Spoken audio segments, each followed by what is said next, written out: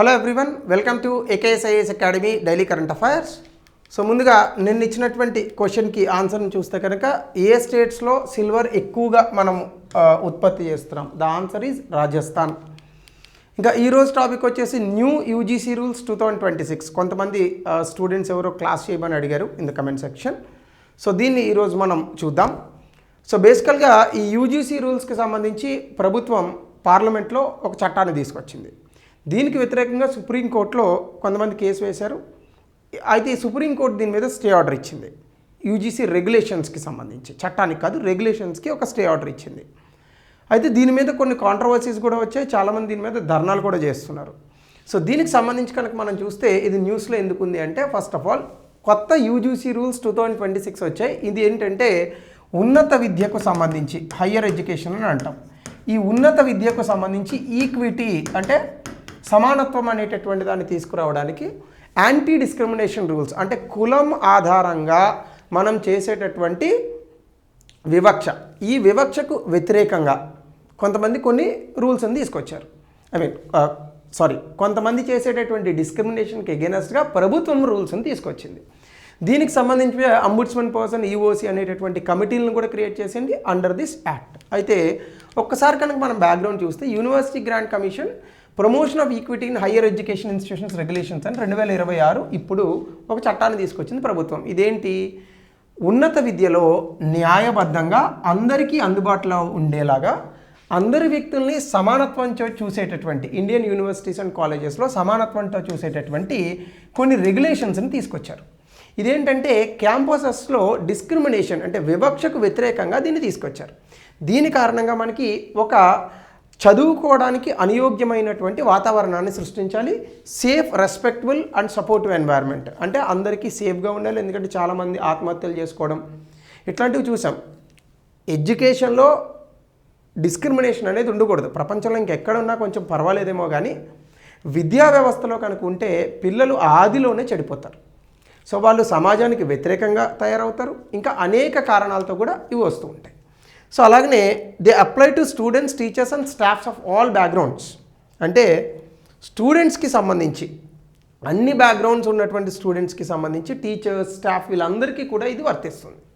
So దీనికి సంబంధించి ఇప్పుడు సుప్రీంకోర్టు ఒక డెసిషన్ తీసుకుంది. ఏంటంటే ఈ UGC promotion in equity higher education regulations మీద స్టే ఆర్డర్ ఇచ్చింది. ఎందుకు?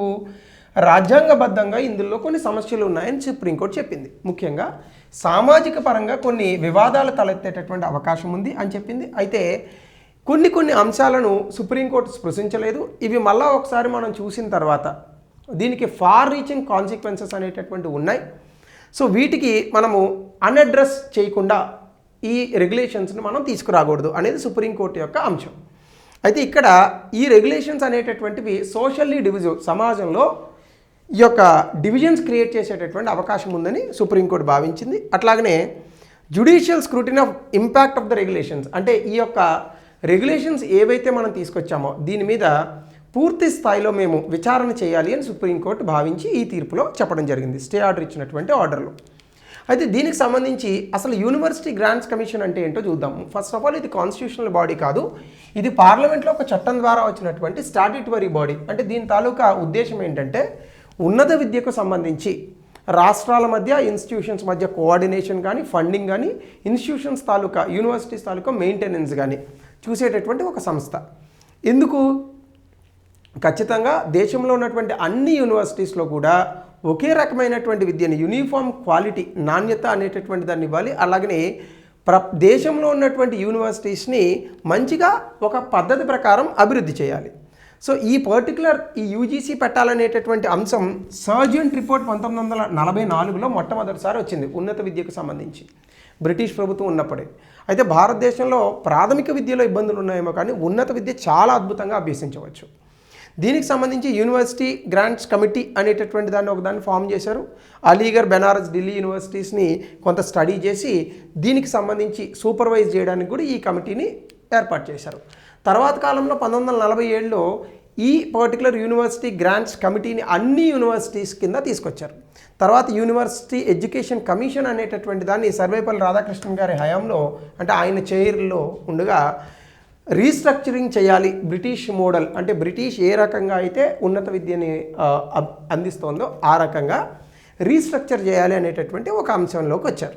సో 1952లో కూడా union government university grants commission అనేటటువంటి దాన్ని పూర్తి స్థాయిలో తీసుకొచ్చి ఉన్నత విద్య అనేటటువంటి దాన్ని పూర్తి స్థాయిలో ఈ యూనివర్సిటీ గ్రాంట్స్ కమిషన్ అనేటటువంటి దాన్ని మనం ఇవ్వాలి, అంటే ఉన్నత విద్యకు సంబంధించి యూనివర్సిటీ గ్రాంట్స్ కమిషన్ కిందనే ఈ ఇన్స్టిట్యూషన్స్ని మనము డెసిగ్నేట్ చేయాలి అనేటటువంటి ఒక నిర్ధారణకు వచ్చారు. అట్లా యూజీసీ 1953లో ఇనాగ్రేట్ అయింది బై మౌలానా అబ్దుల్ కలాం ఆజాద్. అప్పటి నుంచి కూడా దీన్ని నార్మల్ బాడీగా ఉన్నప్పటికీ 1956లో దీన్ని చట్టం చేసి యూనివర్సిటీ గ్రాంట్స్ కమిషన్ యాక్ట్ తీసుకొచ్చి దీన్ని స్టాట్యుటరీ బాడీగా మార్చారు.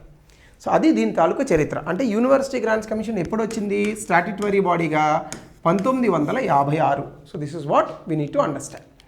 సో దీనికి సంబంధించి దీని హెడ్ క్వార్టర్స్ ఢిల్లీలో ఉంటుంది. దీనికి చైర్మన్, వైస్ చైర్మన్, 10 మెంబర్స్ ఉంటారు. సెంట్రల్ గవర్నమెంట్ అపాయింట్ చేస్తుంది. ఇది బేసికల్గా ఏంటంటే ఉన్నత విద్యకు సంబంధించినటువంటి సంస్కరణల కోసం అన్ని రకాల ఎలకేషన్స్, గ్రాంట్స్ అనేటటువంటివి ఇస్తుంది. అలాగే అకాడమిక్ స్టాండర్డ్స్ని కూడా మెయింటైన్ చేస్తుంది. అలాగే యూనివర్సిటీ గ్రాంట్స్ కమిషన్కి సంబంధించి ఇప్పుడు 2026లో కొన్ని రూల్స్కి ప్రభుత్వం తెరలేపింది. సో ఇందులోనే కనుక మనం చూస్తే ఏంటి ఈ ప్రొవిజన్స్, ఇప్పుడు ప్రభుత్వం తీసుకొచ్చిన చట్టంలో ఏంటి ఈ provisions. First, caste based discrimination. సాధారణంగా ఉన్నత విద్యలో కుల ఆధారిత వివక్ష అనేటటువంటిది ఉంది, ముఖ్యంగా ఎస్సీ, ఎస్టీ, ఓబీసీస్కి సంబంధించి. వీళ్ళకి చట్టబద్ధంగా ప్రొటెక్షన్ ఇవ్వాలి. సో గతంలో ఉన్నటువంటి విధానాల్లో ఉన్న గ్యాప్స్ని తీసేసి వీళ్ళకి చట్టబద్ధమైన ప్రొటెక్షన్ ఇవ్వాలి అనేది ఒక పాయింట్. 2, డిస్క్రిమినేషన్ అంటే వివక్ష అనేటటువంటి దానికి ఒక డెఫినిషన్ కూడా ఇచ్చారు. అదేంటి, unfair, biased or differential treatment, direct or indirect. అయితే ఇప్పుడు దీని మీద విమర్శలు వస్తున్నాయి. ఇది చాలా వేగ్గా ఉంది. సాధారణంగానే మన దేశంలో చట్టాలను రకరకాలుగా అప్లై చేస్తూ ఉంటారు. సో ఇప్పుడు unfair, biased or differential treatment అనేటటువంటి దాన్ని చాలా వేగ్ డెఫినేషన్ అని ఇప్పుడు దీని మీద కాంట్రవర్సీస్ తలెత్తాయి. అంటే ప్రభుత్వం తీసుకొచ్చినటువంటి చట్టంలోనే అనేక రకాలైనటువంటి వివక్ష ఉన్నది అనేది వీళ్ళు చెప్పేటటువంటి అంశం.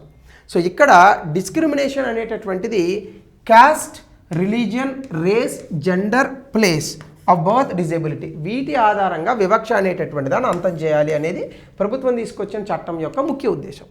అయితే ఇక్కడ educational equality are violate human dignity ఏదైతే ఉందో, ఎడ్యుకేషన్లో మనము సమానత్వం అనేటటువంటి దాన్ని కోల్పోకుండా ఈ వివక్షను అంతం చేయాలి. ఇది ప్రభుత్వం యొక్క ఉద్దేశం. దీనికి ఈక్వాలిటీ ఆపర్చునిటీ సెంటర్స్ అని పెట్టాలని అనుకుంటున్నారు ఉన్నత విద్యలో.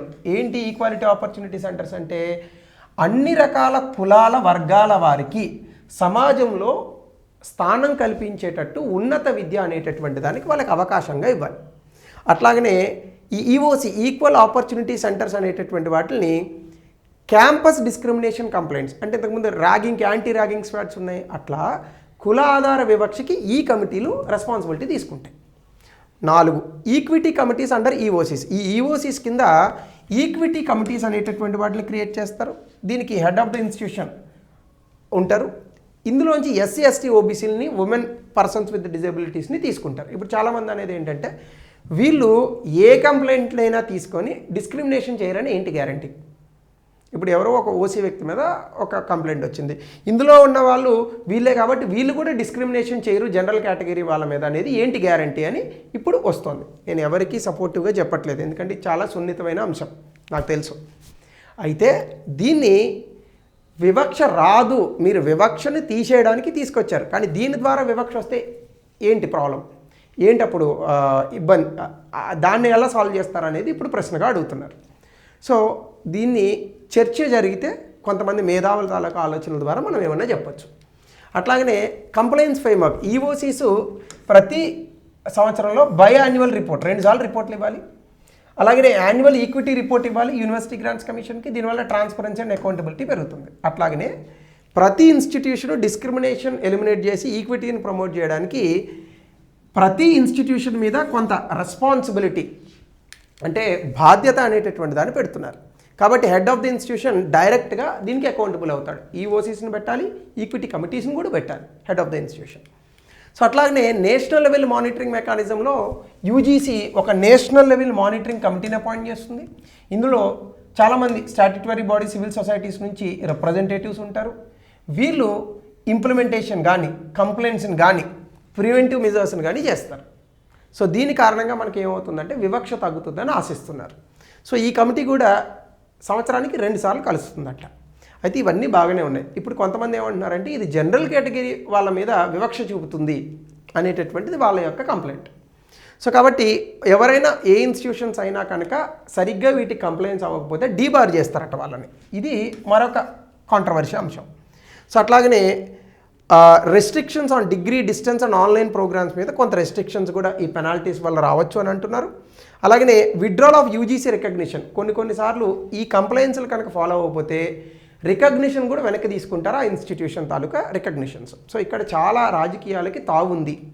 ఇన్స్టిట్యూషన్స్ని ఎక్కడైనా కూడా బదనాం చేసేటటువంటి అవకాశం ఉంది అనేది కొంతమంది చెప్పేటటువంటి వాదన. అయితే దీని మీద పబ్లిక్ కాంట్రవర్సీస్ ఏమొస్తున్నాయో ఒకసారి చూద్దాం.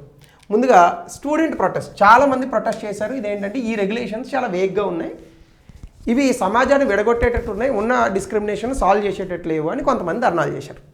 సుప్రీంకోర్టు ఆల్రెడీ మీకు ఇందా చెప్పినట్టుగా స్టే ఆర్డర్ ఇచ్చింది. కొంతమంది ఏమంటున్నారంటే ఇది రివర్స్ డిస్క్రిమినేషన్, ఇది జనరల్ కేటగిరీ వాళ్ళ మీద డిస్క్రిమినేషన్ చేస్తారు ఇప్పుడు. సో ఆల్రెడీ రిజర్వేషన్స్లో మాకు ఇబ్బంది కలుగుతుందని కొంతమంది జనరల్ కేటగిరీ స్టూడెంట్స్ నార్త్ ఇండియాలో విపరీతమైనటువంటి ధర్నాలు చేశారు, ఢిల్లీ లాంటి చోట్ల. అలాగే చాలా డెఫినిషన్స్, అంటే డిస్క్రిమినేషన్ అనేటటువంటి దానికి సరిగ్గా డెఫినేషన్ ఇవ్వలేదు, దీన్ని మిస్యూజ్ చేయొచ్చు అని కొంతమంది వాదన. అలాగే కొంతమంది ఫాల్స్ కంప్లైంట్స్ వస్తే వాటిని ఎట్లా తీసుకుంటారు, ఆల్రెడీ పోలీస్ హెరాస్మెంట్స్ లాంటివి జరుగుతున్నాయి, ఇక్కడ కూడా అట్లా జరిగితే మా పరిస్థితి ఏంటి అనేది కొంతమంది తాలూకా ఆలోచన. అలాగే అకాడమిక్ ఫ్రీడమ్, అంటే ఫ్యాకల్టీ గ్రూప్స్కి కూడా ఇక్కడ ఫ్రీ స్పీచ్ అండ్ డిస్కషన్ ఉండదు. ఏవైనా కుల అంశాల మీద మాట్లాడేటప్పుడు స్వేచ్ఛగా మాట్లాడే అవకాశం ఉండదు. కొంచెం అటు ఇటుగా మాట్లాడితే వాళ్ళ మీద కూడా కంప్లైంట్ ఇచ్చి వాళ్ళని కూడా డీబార్ చేసేటటువంటి పరిస్థితులు ఉంటాయి. సో మరి అప్పుడు అకాడమిక్ ఫ్రీడమ్ని దెబ్బతీస్తే ఇది రాజ్యాంగ విలువలకు విరుద్ధం కాదా అనేటటువంటిది మరొక వాదన. అలాగే ఇన్స్టిట్యూషనల్ అటానమీ, అంటే యూనివర్సిటీస్ కూడా చాలా ఎక్కువగా ఈ రెగ్యులేషన్స్ ఉన్నాయి. ఈ రెగ్యులేషన్స్ని తూచా తప్పకుండా పాటించడం అనేటటువంటిది కష్టం. సో యూజీసీ చాలా ఎక్కువగా ప్రెషర్ పెడుతుంది అనేటటువంటిది అకాడమీస్ కూడా కొంతమంది చెప్పారు. రాజకీయంగా చెప్పక్కర్లేదు, ఇట్లాంటివి ఎప్పుడు దొరుకుతాయని అడిగి ఉంటారు. కొన్ని రాజకీయ పార్టీలు వ్యతిరేకించాయి, సపోర్ట్ చేసేవి. అట్లాగనే మార్జినలైజ్డ్ గ్రూప్స్ మాత్రం ఈ రూల్స్ ఖచ్చితంగా ఉండాలి, క్యాంపస్లో సమానత్వం తీసుకురావాలి అని వాదించాయి. సో ఇది కూడా కరెక్టే, ఎందుకంటే discrimination for SC, ST, OBCs ఈ రోజు కాదు కదా, కొన్ని వందల సంవత్సరాల నుంచి జరిగింది. మరి ఆబ్వియస్గా డిస్క్రిమినేషన్ పొందిన వారికి ఆ బాధ ఉంటుంది. మరి దీన్ని ఎట్లా క్యాటర్ చేయాలనేటటువంటి దాన్ని దీని మీద కొంత చర్చ జరగాల్సిన అవసరం ఉంది. ఇక లాస్ట్లో వైడర్ కన్సల్టేషన్, అంటే అకాడమిషియన్స్, సివిల్ సర్వెంట్స్ ఇట్లాంటి వాళ్ళు కూర్చొని, సివిల్ సర్వెంట్స్ చేయరు, సివిల్ సొసైటీ అండ్ అకాడమిషియన్స్ కూర్చొని దీని మీద ఒక సన్నని గీత కనుక గీస్తే కొంచెం బాగుంటుంది అనేటటువంటిది మరొక వాదన. సో ఇవి ఫైనల్గా మనకి వచ్చినటువంటి యూజీసీ రూల్స్. దీని మీద ఏం జరుగుతుందని మనం వెయిట్ చేద్దాం. మీరు దయచేసి కమెంట్ సెక్షన్లో కూడా మీరు కూడా కొంత సివిక్ సెన్స్తో పెట్టండి, డిస్క్రిమినేషన్తో పెట్టద్దు, రైట్? సో దీనికి రిలేటెడ్గా ఒక ప్రశ్న, అట్లాగనే మెయిన్స్కి సంబంధించి కూడా గతంలో ఇచ్చినటువంటి క్వశ్చన్, దీన్ని 200 పదాల్లో రాయండి. సో దీని మీద మీ అభిప్రాయాన్ని తెలపండి. మరొక వ్యక్తి గతంలో మన హైదరాబాద్ సెంట్రల్ యూనివర్సిటీలో ఆత్మహత్య చేసుకున్నట్టు ఎవరూ ఆత్మహత్యలు చేసుకోకూడదు ఈ దేశంలో, కాబట్టి దానికి కానీ ఈ రూల్స్ ఉండాలి, కానీ ఎంతవరకు ఉండాలనేది డిఫైన్ చేయాలి. సో ఇది ఈరోజు టాపిక్. మరో టాపిక్తో విల్ మీట్ టుమారో.